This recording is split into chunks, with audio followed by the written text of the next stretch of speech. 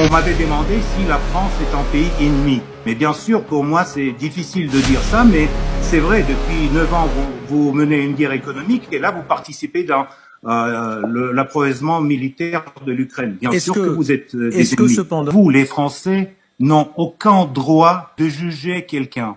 Parce que vous avez foutu la guerre civile en Afghanistan, en Irak. Vous, les Français, en Libye, vous êtes responsables à des crimes de guerre en Afrique. Et c'est pas à vous de juger les Russes qui, aujourd'hui, mènent une opération militaire spéciale pour libérer 20 millions de nos compatriotes pris en otage par le rêve européen et par la bande de Zelensky. On va les écraser, on va les écraser et on va pas vous laisser la possibilité de nous juger. Monsieur Tolstoï, par rapport à ce que vous avez fait dans le monde, tout ce qui se passe en Ukraine, c'est un petit conflit.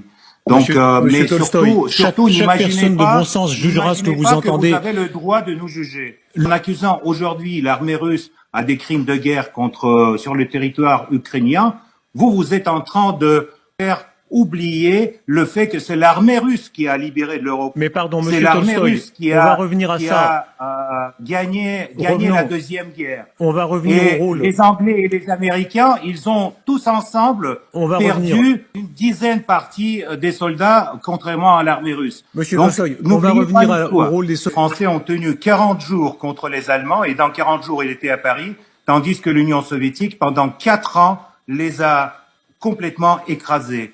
Et après que vous reconnaissez tous les crimes de gouvernement Vichy, etc., ce qui compte, c'est le résultat. Et les résultats, c'était la libération de l'Europe, et notamment, c'est la participation de l'Union soviétique dans cette guerre, et le fait que l'Union soviétique a gagné cette guerre a fait que la France, aujourd'hui, ne parle pas allemand. Vous étiez également les amis des Allemands lors du pacte de Munich. Vous avez participé dans le partage de la Tchéquie. Donc, si vous voulez donner des leçons d'histoire, il faut être plus prudent et plus objectif.